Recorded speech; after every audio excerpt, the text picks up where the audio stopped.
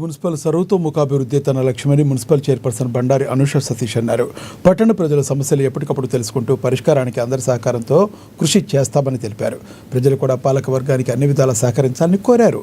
ఆదర్శ మున్సిపాలిటీగా అభివృద్ధి చేయడమే తన ధ్యేయమంటున్న ఆదిలాబాద్ మున్సిపల్ చైర్పర్సన్ బండారి అనుష సతీష్తో మా ANN Adilabad regional coordinator Satyanarayana face to face.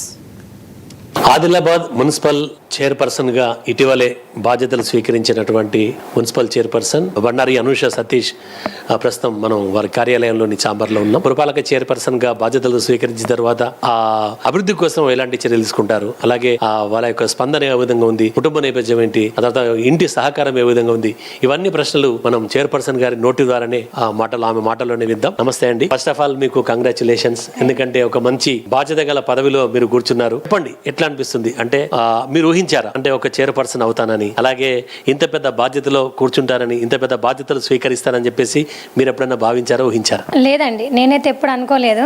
కూర్చున్నా మా వారు కూర్చుంటారు అన్నట్టుగా నేను అనుకున్నా తప్ప నేను స్వతహాగా ఎప్పుడు ఈ రాజకీయంలోకి రావాలి చేయాలన్నట్టు ఏం లేదు. కాకపోతే నాకు బ్యాక్ సపోర్ట్ కొంచెం ఇచ్చేదాన్ని. ఎప్పుడు ఏదైనా వర్క్ ఉన్నా కూడా నేను ఇంట్లో చూసుకునేదాన్ని, ఆయనకు ఏదైనా హెల్ప్ అవసరం ఉంటే నేను చేసేదాన్ని, కానీ ఎప్పుడు నేను అట్లా అనుకోలేదు. కానీ ఈ బాధ్యతని మాత్రం నేను తప్పకుండా మంచిగా నెరవేరుస్తాననే నమ్మకం మాత్రం నాకు చాలా ఉంది. ఆయన సపోర్ట్ కూడా చాలా ఉంది. అనుకోకుండా ఇది ఓసీ అంటే జనరల్ కావడం, మహిళకు రిజర్వ్ కావడం, అలా మీకు ఈ అవకాశం కలిసి వచ్చిందని భావిస్తాను. అవును, తప్పకుండా మహిళా రిజర్వేషన్ రావడం వల్లనే ఈ అవకాశం వచ్చింది. అలాగే ఇదే కాకుండా మాకు ముఖ్యంగా సపోర్ట్ చేసిన వాళ్ళు కూడా ఉన్నారు. ముఖ్యంగా అంటే మన గౌరవనీయులు కంది శ్రీనివాస్ రెడ్డి అన్నగారు కానీ, అలాగే మన డిసిసి నరేష్ అన్న జాదవ్ గారు కానీ, అలాగే మనకు మిగతా పార్టీ సభ్యులు కూడా మాకు అందరూ మద్దతు ఇస్తేనే మేము ఇక్కడ కూర్చున్నామండి. కాంగ్రెస్ పెద్దలు కానీ, ఎంఐఎం పెద్దలు కానీ, అలాగే బీఆర్ఎస్ పెద్దలు కానీ, వీళ్ళందరి సహకారంతో, వీరే కాకుండా మాకు ఇండిపెండెంట్ సభ్యులు కూడా మాకు మద్దతు ఇచ్చి మా మీద నమ్మకంతో మాకు ఇక్కడ ఈ బాధ్యత అప్పగించిండ్రండి. మున్సిపాలిటీని అంటే మంచి సానుకూల వాతావరణం మీద ప్రజల సమస్యలను తొందరగా తీర్చే ప్రయత్నం వీళ్ళు చేస్తారు తప్పకుండా అని ఒక నమ్మకంతో, వాళ్ళు మా మీద నమ్మకంతో ఇది బాధ్యత మాకు అప్పగించిండ్రు. ఇప్పుడు దాదాపుగా ఇలాంటి ప్రణాళికలు చేసుకున్నారు, ఎందుకంటే ఒక మంచి హాట్ సీట్ మీద మీరు కూర్చున్నారు. ఒక సవాల్, ఎందుకంటే గతానికి ఇప్పటికి చూసుకుంటే ప్రజల్లో అయితే ఎలాంటి అభివృద్ధికి నోచుకోలేదు అనేటటువంటి ఒక వాతావరణం అయితే కనబడుతుంది. కాబట్టి మరి ఇటు 49 వార్డులతో పాటు మున్సిపల్ అభివృద్ధికి అంటే ఏమైనా ప్రణాళికలు రచిస్తున్నారు? అవును, అంటే ఇది ఒక బాధ్యత కాకుండా నేనైతే అంటే పదవిలా కాకుండా ఒక సవాల్గానే తీసుకున్నా. ఎందుకంటే మనకు చాలా సమస్యలు ఉన్నాయి. నేను కొత్తగా అయినా కూడా నేను ఇప్పుడు గమనిస్తే మాత్రం చాలా మటుకు సమస్యలు ఉన్నాయి. ఎందుకంటే 1.5 year నుంచి కౌన్సిల్ లేదు. వీటి సమస్యల్ని పట్టించుకునే కౌన్సిల్ సభ్యులు కానీ ఎవరైనా పెద్దలు ఉంటే అది వేరు విషయం, ఎవరు లేకుండే కాబట్టి సమస్యలు ప్రతి వార్డులో ఉన్నాయి. మేము ముఖ్యంగా ఛార్జ్ తీసుకోకుండా ముందే మేము ప్రతి ఒక్క ప్రాబ్లమ్ని ఏ వార్డులో ఎంతవరకు ప్రాబ్లమ్స్ ఉన్నాయో తెలుసుకొని ఫస్ట్ మనకు షార్ట్ టెంపర్లో అంటే కొంచెం తొందరగా షార్ట్ టైంలో అయ్యే పనులు మాత్రం మేము చూసినాము. ఏదైతే లైట్స్ కానీ, ఈ శానిటేషన్ వర్క్స్ ఉంటాయి కదా, కల్వర్ట్స్ కానీ, ఆ క్లీనింగ్ కానీ, మిగతా మున్సిపాలిటీకి సంబంధించిన పనులన్నీ చూసినాము. ముఖ్యంగా అయితే వాటర్ సమస్య మనకు చాలా మట్టుకుంది. దీని మీద మాత్రం మేము ప్రత్యేక దృష్టి పెట్టి ఈ వర్క్ మీదనే మేము ఎక్కువగా వర్క్ చేస్తున్నాం. అలాగే ఇదే ప్రశ్న అడగబోతున్నాం, ఎందుకంటే రాబోయే వేసవి కాలం, మరి వేసవి దృష్ట్యా కొన్ని ఏరియాలకి మిషన్ భగీరథ నీరు కూడా సరఫరా కాకపోవడం, ఆదిలాబాద్ పట్టణానికి నీరు అందించేటటువంటి ఏదైతే ఇక్కడ ఉన్నటువంటి ఒక లాండసాంగి పంప్ హౌజ్ అక్కడ నుంచి అయితే మనకు పట్టణానికి అయితే నీరు రావడం జరుగుతుంది. మరి మీరు లాండసాంగి కూడా సందర్శించింది కదా, సో మరి ఈ నీటి ఎద్దడి తీర్చేందుకు ఎలాంటి చర్యలు తీసుకుంటారు? మేము ప్రత్యేకంగా దృష్టి పెట్టినాము స్టార్టింగ్ నుండే నీటి గురించి. ఎందుకంటే ప్రతి వార్డు నుంచి మాకు ఫస్ట్ వచ్చిన కంప్లైంట్ ఏది అని అంటే వాటర్ గురించి. మనకు తప్పకుండా అవసరమైంది నీరు కాబట్టి దీని మీద ఎక్కువ దృష్టి తీసుకొని ఇప్పుడు జస్ట్ ఈ 5 years కోసం కాకుండా, ఈ 3 months కోసం కాకుండా లైఫ్ టైం ఎప్పుడు ప్రాబ్లం రాకుండా చూడాలని మేము మాత్రం నిర్ణయం తీసుకున్నాము. ఈ విషయానికి వచ్చేసి మొన్న మేము ల్యాండ్ సాంగి వద్దకు వెళ్ళి కూడా అక్కడ మిషనరీ ఎట్లా వర్క్ చేస్తుంది ఏంది అనేది మేము చూసినాము. దాని తర్వాత అలాగే కాకుండా మనకు వచ్చేటి మావల వాటర్ కూడా ఉన్నాయి, మిషన్ భగీరథ వాటర్ కూడా ఉన్నాయి నిర్మల్ నుండి వచ్చేటి. వీటన్నిటిని కలుపుకున్నా కూడా మన ఆదిలాబాద్ పట్టణానికి మినిమం మనకు సుమారుగా 25 MLD నుంచి 30 MLD వరకు మనకు అవసరం ఉంటాయి. కానీ మనకు వాటర్ వచ్చేటి కేవలం 16 to 70 MLD వస్తుంది. అంటే మనకు హాఫే వస్తున్నాయి, మిగతా హాఫ్ వాటర్ రావట్లేదు. మనకి ఇక్కడ వేరే సోర్స్ లేదు. ఉన్నది అని అంటే మేము కనుక్కున్న మట్టుకు చిన్నాక కోరాట నుంచి మనకు ఏదన్నా పాసిబుల్ అవుతుందేమో అన్న ఒక ఆశతోని మేము మినిస్టర్ గారిని కలవడానికి అపాయింట్మెంట్ తీసుకున్నాం. మా అదృష్టం ఏంటంటే సార్ ఇక్కడికి వచ్చిండు. సార్కి నేను కానీ మా ఆయన కానీ అప్లికేషన్ వినతి పత్రం మేము అందించినాం. సార్ మాకు ఇట్లా మెయిన్గా అంటే ఆదిలాబాద్లో ఉన్న స్ట్రెంత్కి వాటర్ సరిపోవట్లేదు, దీని మీద మీరు కొంచెం శ్రద్ధ చూపించి మాకు తొందరగా యాజ్ ఏ పాసిబుల్ మీకు ఎంత తొందరగా అయితే అంత తొందరగా చేసే ప్రయత్నం చేయండి సార్ అని మేము నిన్న ఒక అప్లికేషన్ కూడా ఇవ్వడం జరిగింది మన జూపల్లి కృష్ణారావు సార్ గారికి. సార్ కూడా అమ్మ నేను చూసి మీకు ఎంత తొందర అయితే అంత నేను చేస్తా అమ్మ అని కూడా సార్ చెప్పిండ్రు. మరి దీని గురించి కూడా మేము టైం ఎంత పడుతుంది ఏమి అనేది మళ్ళీ ఇంకోసారి మినిస్టర్ సార్ దగ్గరికి వెళ్ళి మేము తెలుసుకుంటామని తెలియజేస్తున్నాను. అట్లనే ఇప్పుడు నీటి విషయంలో అయితే మీరు లెక్కలతో సహా చెప్పారు, ఎందుకంటే నీరు ఎంత అవసరం పడుతుంది అంటే ఈ లెక్కను చూస్తే పట్టణం పట్ల ఆదిలాబాద్ మున్సిపాలిటీ పట్ల ఒక అవగాహన అయితే మీకు స్పష్టమైన అవగాహన ఉన్నట్టుగానే అర్థమవుతుంది. అలాగే పారిశుద్ధ్య విషయంలో కూడా మరి కొన్ని వార్డుల్లో కొన్ని అంటే చాలా దీనస్థితులు ఉన్నట్టుగా కూడా వస్తున్నాయి కదా. సో పారిశుద్ధ్య విషయంలో మీరు ఎలాంటి చర్యలు తీసుకుంటారు? ఆదిలాబాద్లో మన శానిటేషన్ విషయానికి వస్తే మాత్రం ఫర్ మంత్ 78 నుంచి 80 lakhs మేము వాళ్ళకి శానిటేషన్ వర్కర్స్కి మేము వాళ్ళకి డబ్బులు ఇస్తున్నాము.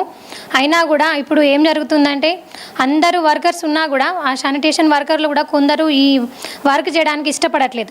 శానిటేషన్ వర్క్ ఏదైతే ఉందో అందులో కొందరు ఏమంటే ఆఫీస్లో అక్కడక్కనే ఉంటూ అటెండర్ లాగా ఉంటూ వాళ్ళు ఇక్కడనే టైం స్పెండ్ చేస్తున్నారు. అదే కూడా దాని గురించి కూడా మేము కమిషనర్ గారితో చర్చించి రివ్యూ తీసుకొని మరి ఎంత ఉన్నారు స్ట్రెంత్, ఎంతమంది వర్క్ చేస్తున్నారు దాని యొక్క క్లారిటీ తీసుకొని మనకు ఎంతమంది అవసరమో కూడా తెలుసుకొని ఒకవేళ అవసరమైతే కూడా ఇంకా కొందరు మందిని తీసుకునే అవకాశం ఉంటే మాత్రం మేము తప్పక తీసుకొని కూడా ముఖ్యంగా ఈ మన పట్టణంలో శానిటేషన్ మీద ఎక్కువ శ్రద్ధ చూపిస్తాం. ఎందుకంటే మనం పరిశుభ్రంగా ఉంచితేనే వాతావరణం పరిశుభ్రంగా ఉంచితేనే అందరికీ ఆరోగ్యం కాబట్టి దీని మీద శ్రద్ధ ఎక్కువ పెట్టి అలాగే ప్రతి ఇంటికి ఏమంటే తడి చెత్త పొడి చెత్త కూడా ఇంటి వాళ్ళు కొంచెం ధ్యాస పెట్టి దాన్ని సపరేట్గానే దీన్ని సపరేట్గా వేసి ప్లాస్టిక్ విషయానికి వస్తే మాత్రం ప్లాస్టిక్ని మేమైతే దాని మీద పెద్ద నిర్ణయం తీసుకున్నాలనుకుంటున్నాం. బ్యాన్ చేస్తామని మేము ఆలోచిస్తున్నాం. మన మహిళా మనులకు నా అక్క చెల్లెలకు ముఖ్యంగా తెలియజేస్తున్నది ఏంటంటే ప్లాస్టిక్ గురించి. ఈ ప్లాస్టిక్ వాడకం ఎక్కువ వల్ల మన పిల్లలకు కానీ మన ముందు తరాల పిల్లలకు కానీ అలాగే పశువులకు కానీ చాలా నష్టం జరుగుతుంది. అలాగే మనం అదేదో మార్కెట్కి వెళ్ళినా కూడా బయటికి వెళ్ళినా కూడా ఇంట్లో నుంచి మన జూట్ బ్యాగులు తీసుకొని వెళ్తే ఈ ప్లాస్టిక్ అవసరం ఉండదు. అలాగే ఏదైతే మన షాప్లో స్టాక్ ఉంటుందో బయట అవి కూడా ఈ 1 month లోపు క్లియర్ చేస్తే జిల్లా అధికారులతో అలాగే మా మున్సిపల్ కౌన్సిలర్లు అందరితో సమావేశమై ఈ ప్లాస్టిక్ని బ్యాన్ చేయాలని నిర్ణయించుకోవాలనుకుంటున్నాము. అలాగే మా మహిళా మనులు అందరు కానీ మా అక్క చెల్లెలు కానీ రోడ్లపైన దయచేసి చెత్త వేయకండి. ఎందుకంటే మన ఇంటిని మనం ఎలా శుభ్రం ఉంచుకుంటామో మన పక్క వాతావరణం కూడా మనకు అలాగే శుభ్రంగా ఉండాలి. మీకు ఎట్లాగో ఎవ్రీ మార్నింగ్ వెహికల్ వస్తుంది, దయచేసి మీరు అది గమనించి చెత్తని మీరు బయటికి తీసుకొచ్చి చేయగలరు, కానీ ఎక్కడ పడితే అక్కడ వేయకండి. ఒకవేళ మీ వాడికి వెహికల్ కానీ రానట్లయితే మీ యొక్క కౌన్సిలర్ కానీ లేదు అని అంటే మాకు తెలియజేసినా కూడా మేము దాన్ని దృష్టిలో ఉంచుకొని మీకు ప్రతిరోజు వెహికల్ వచ్చే ప్రయత్నం మేము తప్పకుండా చేస్తాము. అలాగే ఇక చూస్తే మున్సిపల్ అంటే ఏదైతే పరిపాలనా విభాగానికి సంబంధించి దాదాపుగా గత ఏళ్ళుగా పేరుకుపోయినటువంటి ఒక బకాయిలు చాలా ఉన్నాయి. సో ఈ బకాయిలు వసూలు కోసం అలాగే ఏదైనా స్పెషల్ డ్రైవ్ లాంటిది ఏదైనా చేపట్టే యోచనలో ఉన్నారు? మున్సిపల్ కార్యాలయంలోని రెవెన్యూ అధికారులతో చర్చించి మేము ఆల్రెడీ తెలియజేసినాము. ఎందుకంటే మన మున్సిపాలిటీ నడవాలన్నా కేవలం ఒక నెలకు మన శానిటేషన్ వర్కర్స్కి ఇవ్వాలంటే 80 లక్షలు అవసరం పడుతుంది. ఈ మున్సిపాలిటీ నడవాలంటే తప్పకుండా ట్యాక్సులు చెల్లించాల్సిన అవసరం ఉంది. దయచేసి నేను ప్రజలకు ఒకటే విజ్ఞప్తి చేస్తున్నాను. ఇప్పుడు మనకు రోడ్లు కావాలన్నా మనకి ఏదైనా వర్క్ కావాలన్నా కూడా మన వార్డులలో డెవలప్మెంట్ కావాలన్నా కూడా తప్పకుండా డబ్బు అవసరం ఉంటుంది. ఆ డబ్బు మేము ఎట్లాగో మున్సిపాలిటీ నుండి చెల్లించాల్సి ఉంటుంది. కాబట్టి దయచేసి మీ యొక్క నల్ల ట్యాక్స్ కానీ ఇల్లు యొక్క ట్యాక్స్ కానీ ఏది ఉన్నా కూడా దయచేసి మీరు చెల్లించి మన మున్సిపాలిటీ డెవలప్మెంట్ కోసం మీరు సహకారం అందించగలరు. ఈ గెలుపుకు దాదాపుగా అంటే ఇటు పట్టణ ప్రజలతో పాటు మీ వార్డు ప్రజలు కూడా మిమ్మల్ని ఆదరించారు, హక్కును చేర్చుకున్నారు, భారీ మెజార్టీతో కూడా మీకు గెలిపించారు. సో మరి ఆల్రెడీ మీరు కొన్ని వార్డుల్లో కూడా పర్యటించారు, ప్రజల సమస్యలు కూడా తెలుసుకున్నారు. సో ప్రజల యొక్క స్పందన ఎట్లా అనిపించింది మీకు? ముఖ్యంగా మా వార్డు ప్రజలు అంటే మాకు టికెట్ లేకపోయినా కూడా మేము ఇండిపెండెంట్ క్యాండిడేట్ అని తెలిసినా కూడా వాళ్ళు మాకు చాలా సపోర్ట్ చేసి అన్న మేము మీకు తోడుంటాం, మీరు అధైర్యపడకండి అని మాకు సపోర్ట్ చేసి అలాగే గెలిపించడమే కాకుండా భారీ మెజార్టీతో గెలిపించారు. దీనికి ప్రత్యేకంగా ధన్యవాదాలు తెలియజేస్తున్నాను.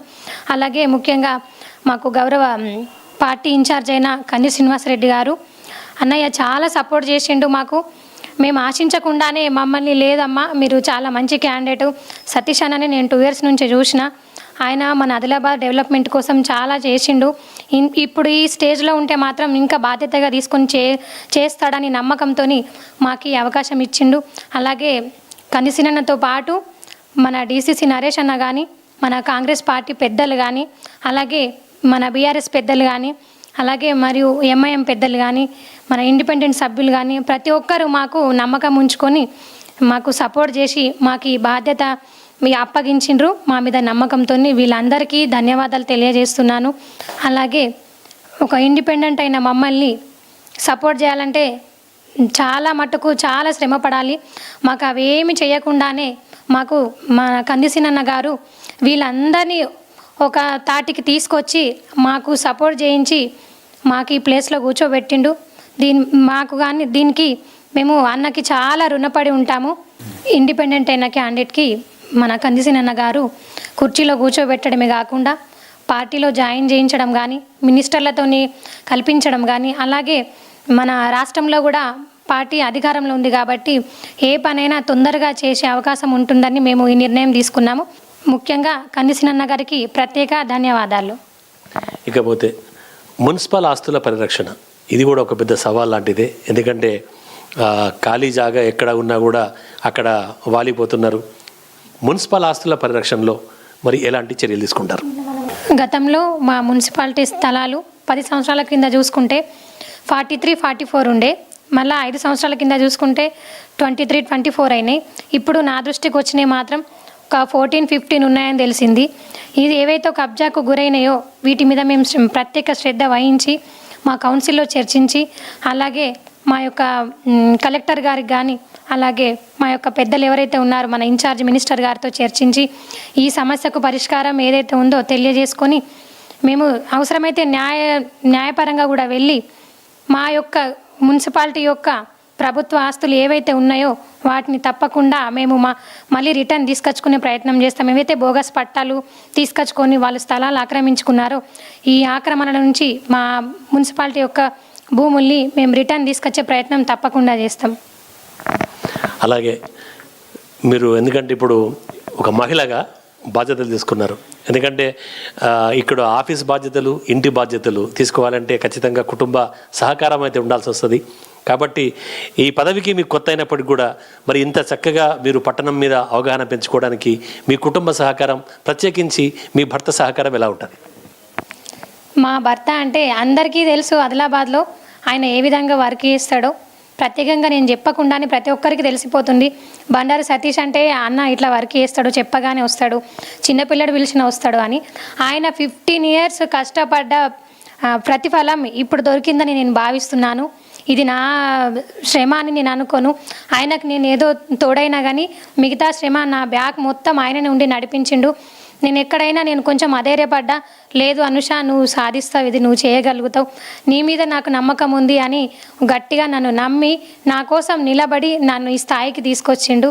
దానికి నేను ఆయనకి ప్రత్యేకంగా ధన్యవాదాలు తెలియజేస్తున్నాను. అలాగే మీ బాల్యము, తర్వాత మీ విద్యాభ్యాసము ఇదంతా కూడా ఒకసారి చిన్న రెండు మాటలు చెప్పండి. మాది యాక్చువల్గా సోనాల, బోత్ మండల్లోని సోనాల గ్రామం. నేను చిన్నప్పటి నుంచి అక్కడనే స్టడీ 10th వరకు అక్కడనే అయింది. తర్వాత ఇంటర్ వచ్చేసి బాజారత్నూర్ గవర్నమెంట్. నేను స్టడీలో చిన్నప్పటి నుండి క్లెవర్ ఉండే, అది మా వారికి కూడా తెలుసు. అలాగే డిగ్రీ వచ్చేసి ప్రైవేట్ కళాశాల వివేకానంద జూనియర్ కళాశాల. నేను 2 times టీటీసీ రాస్తే నాకు 2 times కూడా సీట్ వచ్చింది. కానీ మా మమ్మీకి డాడీకి నేను ఒక్కదాన్నే కావడం వల్ల వాళ్ళకి బయటికి పంపించడం ఇష్టం లేక నన్ను పంపించలేదు. ఇది కూడా మా ఆయనకు తెలుసు. ఆయన పెళ్లి తర్వాత కూడా నేను స్టడీని తప్పకుండా నేను మళ్ళీ జాయిన్ చేయిస్తానని నాకు ఆయన మాట ఇచ్చిండు. ఇదే కాకుండా మాకు పెళ్ళైన తర్వాత కూడా ఈ 10-11 yearsలో ఆయన నన్ను ఎప్పుడూ నువ్వు సింగిల్ అని అనలేదు. నాకు ఒక అన్న లేని లోటు కూడా తీర్చిండు. ప్రతి ఒక్క నాకు ఏదైనా సమస్య వస్తే ఆయన నాకంటే ముందు నిలబడి ఆ సమస్యను తీర్చిండు. ఇకపోతే పిల్లలు ఏం చేస్తుంటారు, ఏం చదువుతున్నారు? నాకు 2 పిల్లలు, పాప అమిత, బాబు శివకృష్ణ. పాప వచ్చేసి 5th క్లాసు, బాబు వచ్చేసి 1st క్లాసు. పాప తను చేసుకుంటుంది, బాబు మాత్రం చిన్నోడైనా కూడా ఇప్పుడు ఏం లేదు, పట్టించుకోవట్లేదు, వాడి పనులు వాడు చేసుకుంటున్నాడు, స్టడీలో కూడా వాడు క్లెవర్ ఉన్నాడు. ఇక మీకు చివరగా మరి పట్టణ ప్రజలకు కానీ, మీరు గెలిపించినటువంటి ఒక వార్డు ప్రజలకు కానీ మీరు ఇచ్చేటటువంటి ఒక సందేశం కానీ లేదా చెప్పే మాటలు ఏమైనా ఉన్నాయా? మన ఆదిలాబాద్ మున్సిపాలిటీలో దయచేసి మన వార్డులలో చెత్త మన ఇంటి దగ్గర అయితే ఎలా చెత్త ఉంటుందో దాన్ని కొంచెం బయట పారేయకుండా మీకు ఇచ్చిన బకెట్స్లో వేసి దయచేసి వెహికల్ వస్తుంది కాబట్టి ఆ వెహికల్లో మీరు వేయగలని దయచేసి కోరుకుంటున్నాను. అలాగే ప్లాస్టిక్ కూడా, ఎందుకంటే మనకు భావితరాలు మన పిల్లలు ఆరోగ్యంగా ఉండాలంటే ప్లాస్టిక్ వాడకం తక్కువ ఉండాలి. మీరు కూరగాయలకు మార్కెట్ వెళ్ళినా కూడా బయటకు ఎక్కడికి వెళ్ళినా మన ఇంట్లో నుండి జూట్ బ్యాగులు తీసుకెళ్ళాలని కోరుచున్నాను. అలాగే నీటిని కూడా, ముఖ్యంగా ప్రతి మనిషికి నీరు చాలా అవసరము. నీటిని వృధా చేయకండి. మనకు బొట్టు కలిస్తేనే కాలువ అవుతుంది, ఆ కాలువలు కలిస్తేనే నదులు అవుతాయి, ఆ నదులు కలిస్తేనే సముద్రం అవుతుంది. దయచేసి మీరు గమనించగలరు, నీటిని వృధా చేయకండి. ఎందుకంటే మీరు వృధా చేసిన నీరు వేరే వాళ్ళకి దొరకకుండా ఇబ్బంది పడుతున్నారు, వాళ్ళకి యూజ్ అయ్యే అవకాశం ఉంటుంది. మీరు నల్లలు పెట్టించుకోకుండా ఒక 20-50 రూపాయలు పెట్టి నల్లలు పెట్టించుకోకుండా ఆ నీటిని వృధా చేస్తే మిగతా సభ్యులకి ఆ నీరు అందట్లేదు. దయచేసి ఇది గమనించగలరు. నేను మా మున్సిపాలిటీ నుంచి ఒక విన్నపం ఏంటంటే మీరు నీటిని వృధా చేయకండి. అలాగే చెత్త మీద కూడా కొంచెం శ్రద్ధ పెట్టి ఎక్కడంటే అక్కడ పారేయకుండా మన పరిసరాలని పరిశుభ్రంగా ఉంచుకుందామని దయచేసి మీకు తెలియజేస్తున్నాను. మన ఆదిలాబాద్ని ఒక ఆదర్శవంతమైన పట్టణంగా నేనే కాకుండా తీర్చిదిద్దాలంటే మీరు కూడా నాకు సహకరించాలి. దయచేసి మీకు విజ్ఞప్తి తెలియజేస్తున్నాను. అంటే మీరు కూడా అంటే మీరు కానీ సతీమణి కానీ మున్సిపల్ చైర్పర్సన్ బాధ్యతలో కూర్చుంటామని చెప్పేసి ఎప్పుడైనా అనుకున్నారా? మాది ఫస్ట్ అయితే నేను మొదటిసారి కౌన్సిలర్గా, ఫస్ట్ కౌన్సిలరు, మళ్ళీ ఒకసారి ఫ్లోర్ లీడరు, మళ్ళీ రెండవసారి నాకు స్టేట్లోనే టాప్ మెజార్టీ వచ్చింది, రెండవసారి కూడా ఫ్లోర్ లీడర్. నేనంటే 2 సార్లు కౌన్సిలరు, 2 సార్లు ఫ్లోర్ లీడరు, ఒకసారి కౌన్సిల్ ఫోరం జిల్లా అధ్యక్షునిగా కూడా చేసిన. ఈసారి మాకు ఇక్కడ మహిళా రిజర్వేషన్ రావడం వల్ల మా సతీమణిని మేము బరిలోంచినాం. 11 స్థానాల్లో ఉన్న కాంగ్రెస్ పార్టీ కౌన్సిలర్స్కు 17 మంది, అంటే ఇండిపెండెంట్లు ఒక 6, ఎంఐఎం ఒక 6, బీఆర్ఎస్ ఒక 5-6 కలిపి మమ్మల్ని ఇప్పుడు ఈ స్థానానికి చైర్మన్ స్థానానికి కూర్చోబెట్టిన మా కందిసీనన్న గారికి మేము ప్రత్యేక కృతజ్ఞతలు తెలియజేస్తున్నాం. అదేవిధంగా మా డీసీసీ అధ్యక్షులు నరేష్ యాదవ్ అన్న గారికి కూడా, కాంగ్రెస్ బిడ్డలందరికీ కూడా, అదేవిధంగా మాకు ఇండిపెండెంట్ స్థానానికి సహకరించిన మా జోగురామన్న గారికి, అదేవిధంగా నజీర్ అహ్మద్ గారికి, ఎంఐఎం అధ్యక్షులు, అదేవిధంగా ఇండిపెండెంట్ గౌరవ సభ్యులందరికీ మేము పేరు పేరున ప్రత్యేక ధన్యవాదాలు తెలియజేస్తున్నాం. ఇకపోతే మీకు మున్సిపల్లో కూడా చాలా అనుభవం ఉంది. ఒకసారి కౌన్సిలర్గా చేశారు, ఫ్లోర్ లీడర్గా చేశారు. అలాగే ఇక్కడ ఆదిలాబాద్ పట్టణం మున్సిపల్ పాలక వర్గం పైన, పట్టణ సమస్యలపైన పూర్తి అవగాహన ఉంది. మరి ఈ నేపథ్యంలో మీ సతీమణి చైర్పర్సన్గా ఉన్నారు. సో అభివృద్ధి కోసం ఆమెకి అంటే ఎలాంటి సహకారం ఉండబోతోంది? గతంలో చూస్తే నేను 2 సార్లు కౌన్సిలరు, 2 సార్లు ఫ్లోర్ లీడర్గా చేసిన కాబట్టి నాకు కొంచెం పట్టణం మీద అవగాహన ఉంది. శానిటేషన్ విషయాలకు వస్తే వాటర్ సెక్షన్ కానీ, శానిటేషన్ కానీ, టౌన్ ప్లానింగ్ కానీ, రెవెన్యూ కానీ, దాదాపు ట్యాక్సుల పరంగా కానీ అన్ని విషయాల్లో నాకు అవగాహన ఉంది. కానీ అప్పుడు నాకు అవకాశం లేకుండే. ఇప్పుడు కొంచెం అవకాశం, చైర్పర్సన్గా మాకు అవకాశం దొరికింది కాబట్టి ఆమెకు నా పూర్తి సహాయ సహకారాలు ఉంటాయి. అదేవిధంగా మా పాలకవర్గం, మా కౌన్సిల్ సభ్యులు ఎవరైతే మా దగ్గర 21 మంది బీజేపీ కౌన్సిలర్స్ ఉన్నారు, అదేవిధంగా మా 27 మంది మా సపోర్టింగ్ కౌన్సిలర్స్ ఉన్నారు. మేము అందరినీ 49 మందిని కలుపుకొని పనిచేస్తాం. అది ఓవరాల్గా చూస్తే మటుకు ఆదిలాబాద్ మున్సిపల్ చైర్పర్సన్గా ఇక్కడ కూర్చోబెట్టినందుకు మాత్రం ఎవరు సహకరించినటువంటి అందరికి కూడా ప్రధానంగా కంది శ్రీనివాసరెడ్డికి ప్రత్యేక ధన్యవాదాలు చెప్తున్నారు. అలాగే ఇటు సహకరించినటువంటి యొక్క బీఆర్ఎస్, అలాగే ఎంఐఎం, తర్వాత ఇతర ఇండిపెండెంట్లు ఎవరైతే ఉన్నారో వారందరూ కూడా వాళ్ళు ధన్యవాదాలు చెప్తున్నారు. పూర్తి మున్సిపాలిటీని ఒక ఆదర్శవంతమైనటువంటి ఒక మున్సిపాలిటీగా తీర్చిదిద్దేందుకు తాను శాయశక్తులా కృషి చేస్తానని చెప్పేసి బండారి అనూష చెప్తున్నారు. అలాగే ప్రజలు కూడా తనకు పూర్తిగా సహకరించాలని ప్రతి విషయంలోనూ ఇటు ఇంటి పనుల విషయం కావచ్చు, పారిశుద్ధ్యం విషయంలో కావచ్చు, నీటి విషయంలో కావచ్చు, ప్రతి విషయంలో కూడా ప్రజల యొక్క సహకారం, ఇటు పాలకవర్గ సహకారం, తనకు ఇటు అధికారులు సిబ్బంది సహకారం సంపూర్ణంగా ఉండాలని చెప్పేసి ఆమె ఆకాంక్షిస్తున్నారు. కెమెరా పర్సన్ మహేందర్తో Satyanarayana, ANN news, Adilabad municipal కార్యాలయం నుంచి.